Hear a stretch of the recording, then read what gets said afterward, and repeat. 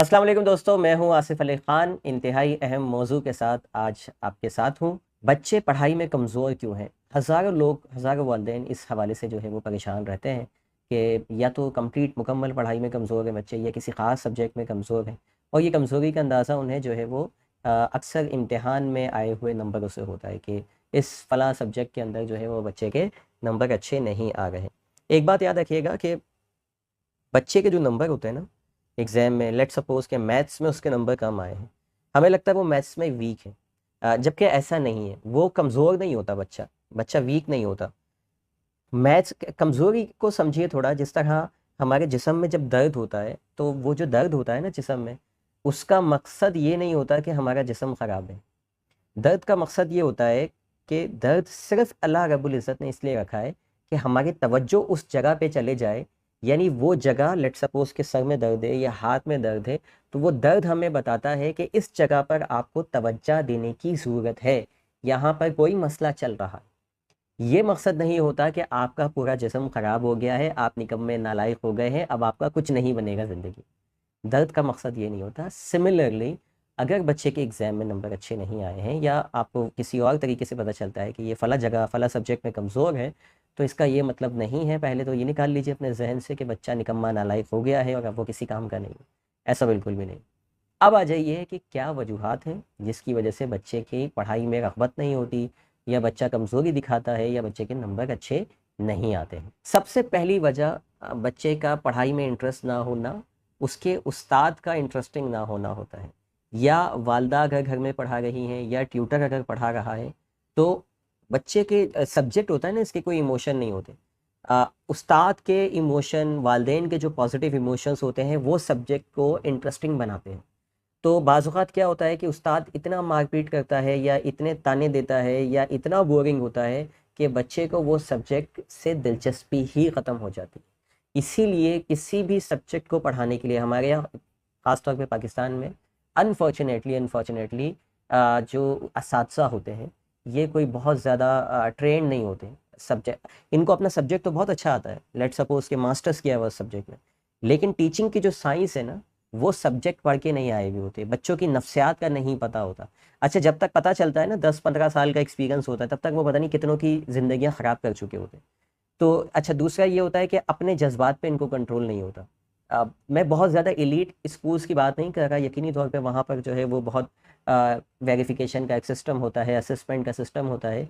लेकिन normally majority जो है वो हमारे यहाँ इस तरह की नहीं है कि उस्ताद का अपना एक साइकोलॉजिकल असेसमेंट हो। टीचिंग का लाइसेंस उसके पास प्रॉपर मिलने से पहले उसका अपना ज़हन का इलाज जो है असेसमेंट कराई जाए कि वो ख़ुद कितना जो है वो ज़हनी तौर पे बीमार है। मैं कई स्कूलों में जाता हूँ, मुझे पता है कि टीचर्स खुद जो है वो ज़हनी तौर पे बेचारे टेंशन का के मरीज़ हैं, स्ट्रेस के मरीज़ हैं, डिप्रेशन के मरीज़ हैं। तो जब वो आके खड़े होंगे तो फिर वो बच्चों में क्या एनर्जी प्रोवाइड करेंगे, क्या उनको तहरीक देंगे, क्या मोटिवेशन देंगे, जो बंदा खुद ही अपनी ज़िंदगी से इतना तंग हो। तो बहरहाल, तो असातिज़ा का बहुत बड़ा किरदार होता है किसी भी सब्जेक्ट में। अच्छा, सिर्फ़ असातिज़ा का नहीं, आप अपनी मिसाल ले लें। अगर आप बहुत ज़्यादा टेंशन में हैं, स्ट्रेस में ज़िंदगी गुज़र गई है और आप बच्चे को पढ़ाते हैं, तो आप क्या मोटिवेशन देंगे उसमें? आप तो सिर्फ़ डंडे ही दिखाते रहेंगे उसको, आप सिर्फ़ चीखते ही रहेंगे उसको। तो इस तरह से आप क्या करते हैं, बच्चे के सब्जेक्ट को इंटरेस्टिंग बना देते हैं। मैं अपने घर में, मेरी वाइफ़ जो है जब मेरे बच्चे को पढ़ा रही होती हैं, तो मैं चेक करता हूँ कि पहले वाइफ़ का अपना मूड कैसा है। जिस दिन मुझे अंदाज़ा होता है ना कि वाइफ़ का मूड सही नहीं है, मैं उस दिन उनको कैटेगोरिकली मना कर देता हूँ कि आज पढ़ाने की ज़रूरत नहीं है। क्योंकि ये जो मूड है, ये जो इमोशन है, ये बच्चे के अगर सब्जेक्ट से एसोसिएट हो गए, तो ये मूड तो कल ठीक हो जाएगा, लेकिन ये जो डैमेज आज होगा ना, ये ज़िंदगी भर का होगा। यानी बच्चे के साथ जो आपने डैमेज कर दिया उसे एक दिन में, उसके ज़हन के साथ, उसकी नफ्सियात के साथ, वो लाइफ़ लॉन्ग होगा। तो हो सकता है कि मूड 2 घंटे बाद ठीक हो जाए, लेकिन डैमेज ठीक नहीं होता। तो उस मूड के साथ आप पढ़ाएँ नहीं। आप भी, अच्छा, उस्ताद पे तो कंट्रोल नहीं है, आप जाके उस्ताद तो चेंज नहीं करवा सकते स्कूल में ना। लेकिन जब घर में खुद पढ़ा रहे हो, इसका लाज़मी ख़्याल रखें कि आपका मूड बहुत ज़्यादा पॉज़िटिव होना चाहिए बच्चे को पढ़ाते हुए। अदरवाइज़ वो मूड, वो नेगेटिव इमोशन बच्चा सब्जेक्ट के साथ एसोसिएट करता है और उस सब्जेक्ट को वो नेगेटिव समझना शुरू कर देता है और उससे भागने लगता है, हमें लगता है कमज़ोर है बच्चा। तो सबसे पहले अच्छा, स्कूल में अच्छा उस्ताद नहीं है, कोशिश करें घर में ट्यूटर जो लगाएँ। हमारे यहाँ एक साहब थे, वो कहते थे, नाम नहीं लूँगा, अल्लाह ताला उनको जन्नत नसीब करे, अब दुनिया में नहीं है। वो कहते थे कि मौलवी साहब को कि मेरे बच्चे की जो है वो खाल तुम्हारी हड्डी मेरी, यानी इसको मार मार के खाल उतार दो, इसको हड्डी को कुछ नहीं होना चाहिए, यानी इस हद तक परमिशन दी हुई। सोचिए जो बच्चा खाल उतरवा के कुरान पढ़ेगा वो ज़िंदगी भर कुरान को दोबारा खोलेगा, उसको कुरान से मोहब्बत होगी। लेकिन ऐसे बिलीफ थे हमारे बड़ों के बहरहाल। तो बच्चों को बिल्कुल मुस्बत रखिए पढ़ाई के हवाले से, बहुत पॉजिटिव अंदाज से पढ़ाइए, उनको इमोशनली पॉजिटिव एनर्जी दीजिए पढ़ाते वक्त। दूसरी वजह, बहुत ज़्यादा डर या खौफ का बच्चे का अपने उस सब्जेक्ट के साथ मुंसलिक हो जाना, कि बच्चे को उस उस्ताद का बहुत खौफ हो या आपका बहुत खौफ हो कि मैं ये काम नहीं करूँगा तो मुझे तबीयत से पिटाई लगेगी। पढ़ते वक्त उसे खौफ हो कि कल मैं जब ये असाइनमेंट नहीं कर पाया या कल मैं ये पेपर नहीं दे पाया तो मुझे बहुत ज़्यादा डंडे वंडे लग जाएंगे, या दीगर कोई खौफ हो मुझे मेरी बेइज्जती की जाएगी। तो ये भी बहुत बड़ी वजह होती है कि बच्चा उस सब्जेक्ट से भागने लगता है, कमज़ोरी दिखाता है, वह हमें लगता है कि बच्चा ज़हनी तौर पे कमज़ोर है। तो कोशिश कीजिए कि बच्चे को इस तरह का कोई भी खौफ जो है वो ना दिलाइए, बल्कि खौफ की जगह क्या करना है वो मैं अपने चौथे पॉइंट में आपको बताऊँगा। तीसरा पॉइंट, जो बच्चों की वजूहात होती है नंबर कम आने की या पढ़ाई से भागने की, इम्तिहानी दबाव का बहुत ज़्यादा बढ़ जाना, यानी स्ट्रेस ले लेना, टेंशन ले लेना। इसके ऊपर ऑलरेडी मेरी वीडियो मौजूद है, मैं डिस्क्रिप्शन में उसका लिंक डाल दूँगा, जिसमें मैंने एग्जामिनेशन सक्सेस टिप्स दी है। उसमें कंप्लीट मैंने बात की है कि बच्चा किस तरह से स्ट्रेस फ्री एग्ज़ाम दे सकता है। नौजवानों के लिए भी बहुत ख़ास है वो, अगर नौजवान कोई देख रहा है तो उसे वो जो है लाज़मी देखे एग्ज़ाम से पहले, या कम से कम वालिदैन देखें ताकि उन चीज़ों का वालिदैन ख़्याल रख सकें उसमें। कंप्लीट मैंने वो जो है वो study examination stress free study tips के नाम से जो है वो मौजूद है। तो टेंशन नहीं होनी चाहिए, बच्चे को उस वक्त इंकरेज कीजिए कि बेटा कोई बात नहीं, अगर याद नहीं होगा इट्स ऑल राइट, आप थोड़ा सा रेस्ट ले लीजिए, थोड़ा सा ब्रेक कर लीजिए, इससे कोई फ़र्क नहीं पड़ता, थोड़े नंबर ही कम आएंगे ना, कोई बात नहीं, लेकिन अपने आप को परेशान नहीं कीजिए। इस तरह के जो इनकरेजमेंट होती है, इस तरह की जो मोटिवेशन होती है, ये बच्चे को इम्तिहान में ज़्यादा आगे ले जाती है, बजाय इसके कि आप भी आके मज़ीद कहें कि अभी तक याद नहीं हुआ, अभी तक ये नहीं हुआ, नंबर कम आ जाएंगे, परेशान कर दिया तुमने, नाकाम हो जाओगे, फेल हो जाओगे। ये बातें यकीन जानिए उसके किसी काम की नहीं है, मज़ीद उसकी टेंशन बढ़ाएगी। ये बिल्कुल ऐसे ही है कि एक शख्स को हार्ट अटैक आने वाला हो और वो अपना दिल पकड़ के बैठा हुआ हो, सांस उससे ली नहीं जा रही, और आप उससे आके कहें कि अभी तक ये काम नहीं किए, मर जाओगे, इसी हाल में मर जाना, कुछ ना करना, तो आप सोचिए कि उसका हार्ट अटैक कंट्रोल होगा इससे, या जो है वो मज़ीद आप उसको परेशान जो है वो कर देंगे।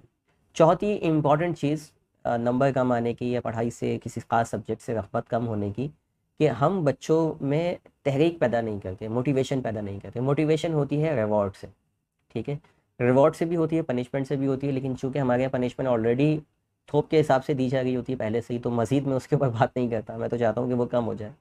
रिवॉर्ड दीजिए, रिवॉर्ड एसोसिएट कीजिए कि बेटा मैथ्स में आपके नंबर कम आए ना, कोई बात नहीं, अगली बार मैथ्स में नंबर अच्छे आएंगे ना तो आपको फ़ला रिवॉर्ड दिया जाएगा, आपको फ़ला ट्रॉय दिलाया जाएगा, आपकी फ़ला डिमांड पूरी की जाएगी। जब वो घर में असाइनमेंट कर रहा हो तो उस वक्त उसको बताया कि मैथ्स में आप अगर ये यहाँ से यहाँ तक कर लेते हैं तो आपको, मतलब ये कि उस ख़ास सब्जेक्ट पे थोड़ी सी ख़ास तवज्जो दे दें। आप उर्दू इंग्लिश पे रिवॉर्ड ना दें उस वक्त ख़ास मैथ्स पे दें, तो बच्चे का थोड़ा सा क्या होगा, उर्दू इंग्लिश में तो अच्छे नंबर आ ही गए, दूसरे साइंस में सब्जेक्ट में अच्छे नंबर आ ही गए, जिसमें कमज़ोर है उस पर थोड़ी सी मोटिवेशन बढ़ा दें, थोड़े से उस पर रिवॉर्ड बढ़ा दें। हम रिवॉर्ड नहीं बढ़ाते बल्कि खौफ बढ़ा देते, ठीक है, रिवॉर्ड्स बढ़ाइए कि बेटा ये असाइनमेंट मैथ्स में आप यहाँ से यहाँ तक कर लेंगे, ये आपका काम चेक नहीं हुआ हुआ, आपका चैप्टर कंप्लीट नहीं हुआ हुआ, अगर आप ये कर लेते हैं तो आपको ये चीज़ मिलेगी। इस तरह से थोड़ा सा उसको देखिए, अल्लाह रब्बुल इज़्ज़त भी हमें रिवॉर्ड बताता है। हम नमाज जो है ना, दुनिया में हज़ारों लोग हैं जो सिर्फ जन्नत की लालच में ही नमाज़ पढ़ते हैं, ठीक है, तो लाखों लोग होंगे बल्कि ऐसे। हम जो है वो कोई वजीफ़ा करते हैं तो उसके पीछे भी कोई ना कोई लालच होती है हमें, कि हम ये इतने मरतबा पढ़ लेंगे तो हमें, मतलब हम अपने खुदा से जो कनेक्ट होते हैं ना, लाखों करोड़ों लोग, उनमें से भी कई लोग जो है वो लालच की वजह से ही, कोई ना कोई लालच जोड़ी हुई होती है। दुआ के लिए हाथ उठाते तो ये अल्लाह ये दे दे, वो दे दे, वो दे दे, वो दे दे, मतलब कोई ना कोई चीज़ मांग ही रहे। हमारा दिमाग ऐसे ही काम कर रहा है कि हमें कुछ ना कुछ चाहिए होता, या तो बहुत ज़्यादा परेशानी में खुदा याद आ रहा होता, और शुक्र में तो आता ही नहीं है ना, इसीलिए अल्लाह ने कहा कि इंसान नाशुक्र है। तो या तो उस वक्त याद आता है कि जब बहुत कुछ चाहिए होता। तो बहरहाल बच्चे को तहरीक दीजिए, उसको बताइए कि बेटा ये कीजिए, ये कीजिए, ये कीजिए, आपको ये मिलेगा, ये मिलेगा, ये मिलेगा, उस खास सब्जेक्ट से रिलेटेड। प्यार मोहब्बत से पढ़ाएंगे तो बच्चा पढ़ेगा, वरना दुनिया की कोई ताकत जो है वो उसे पढ़ा नहीं सकती।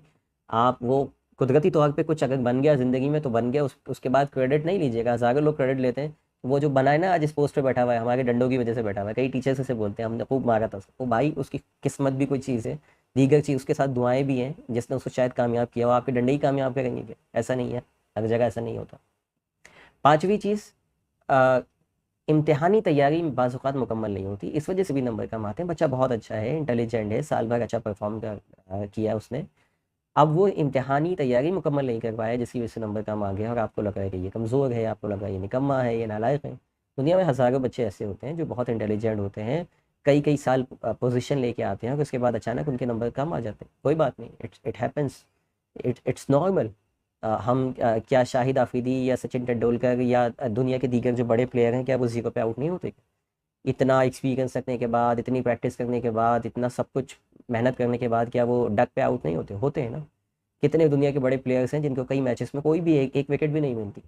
तो it happens, sometimes it happens. इसके लिए परेशान नहीं होना कि सचिन तेंदुलकर या शाहिद आफरीदी या सईद अनवर या दीगर जो भी आपके फेवरेट प्लेयर हो, तो अगर ये अच्छे जो है वो परफॉर्म नहीं किया इन्होंने एक दो मैच में, तो आप समझे कि ये अनफिट हो गए, आप समझे कि ये बेकार हो गए, ये इनका तजर्बा बेकार है, ये किसी काम के नहीं है, निकम्मे नालायक होगा। ऐसा नहीं होता।